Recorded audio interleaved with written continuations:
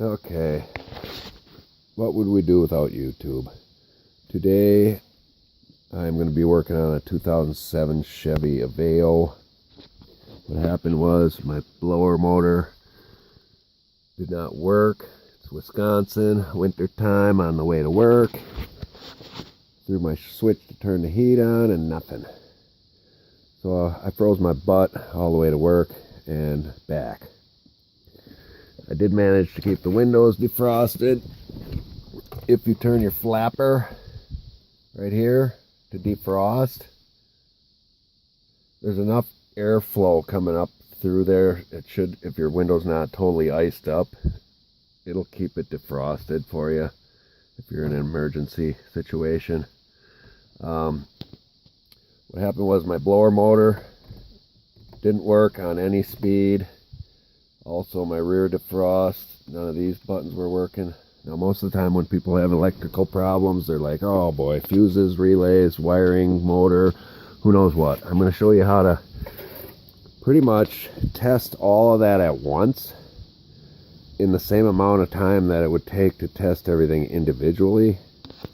And there's a good chance that if your blower motor and your rear defrost and stuff are all out, that this is your problem. What we'll be needing today is a Phillips head screwdriver, a small flat head screwdriver, which I have right here. We need a Phillips head, a small flat head, an insulated jumper wire. So it's just a piece of wire, but make sure you have rubber insulation on it. Just a piece of copper wire. And a 10mm wrench. So first thing we're going to do here is disconnect the battery. Because whenever you're working with something electrical, it's probably not a good idea to keep the battery connected, or you could get zapped. So that's 10mm wrench. Boom, loosen up that post. Pop it off. Just put it off to the side. Okay, now you have your power disconnected. We're going to have to reconnect that a little bit to do some testing. Trying to get some light on the subject. Now, like I said, I did, to try and keep this shorter, I removed a bunch of screws already, because I'm assuming you can handle operating a Phillips head screwdriver. So there's some screws that you gotta remove, and I'll show you which ones they are as we go here.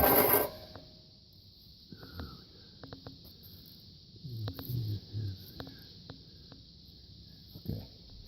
Alright, here's the deal. First of all, you want to put your key in the ignition after you have disconnected your battery.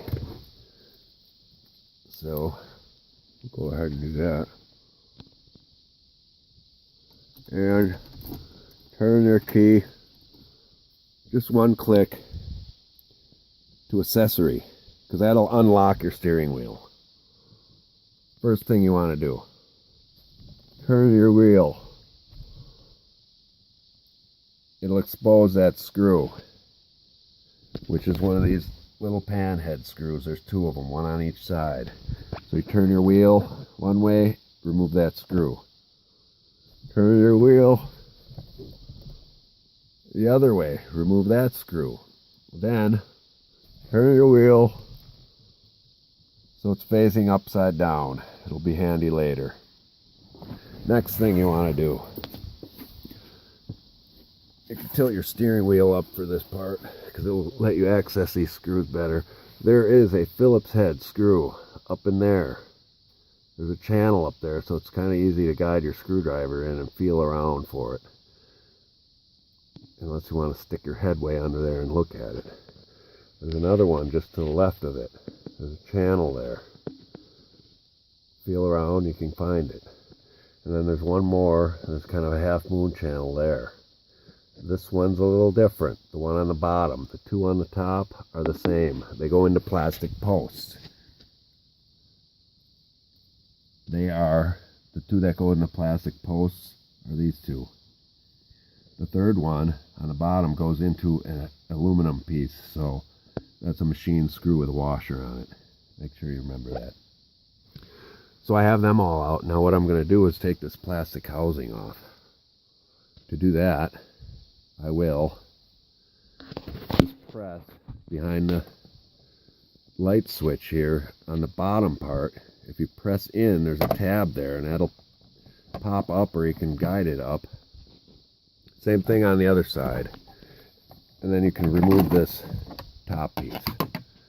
So we have that removed.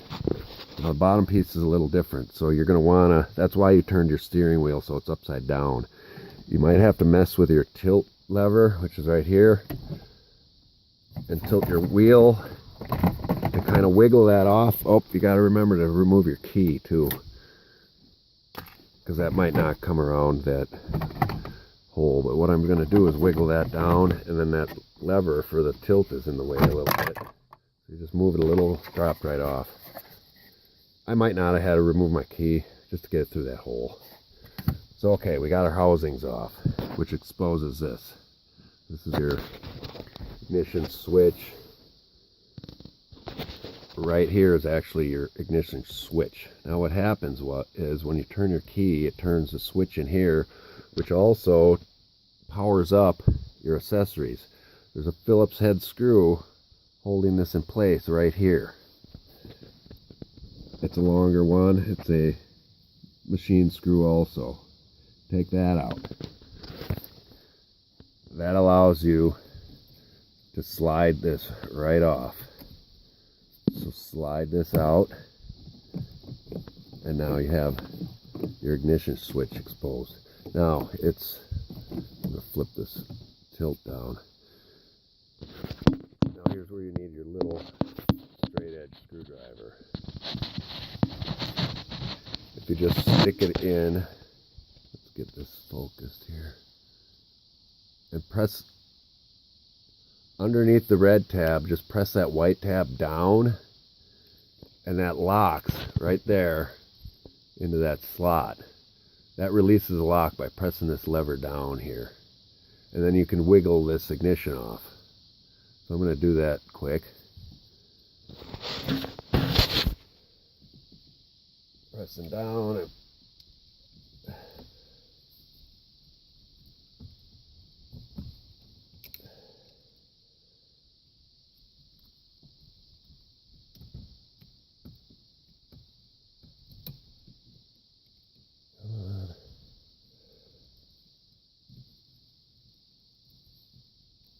cooperate. I ain't got all day. Neither do these people. There. Okay, so I just slid that off of there. It's actually a little better if you poke your screwdriver in there.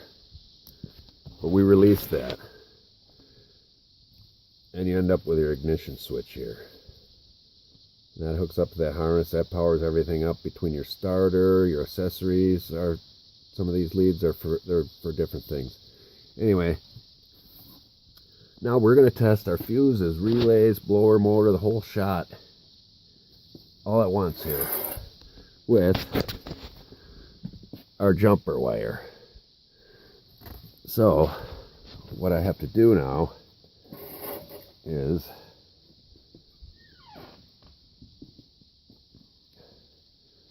reconnect my battery.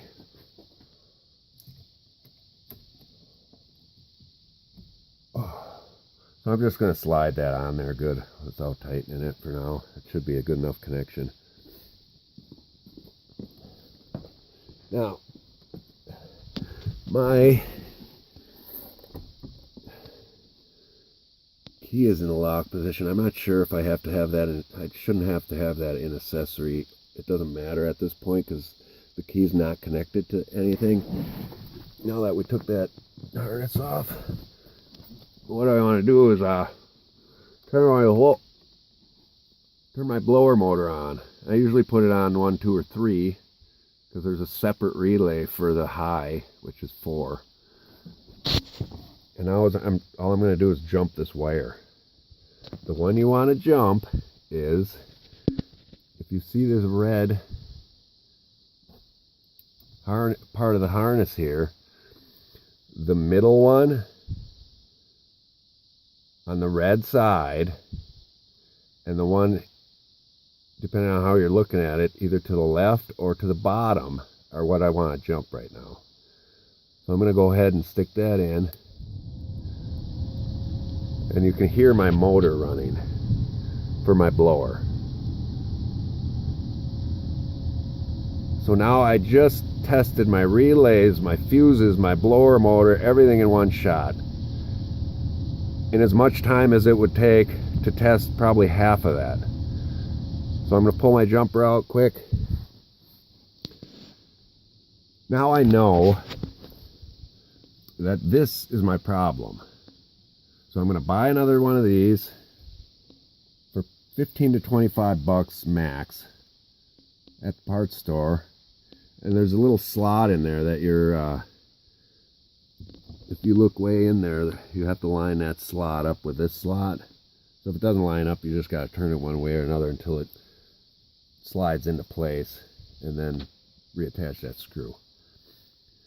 I hope that saved you some money, because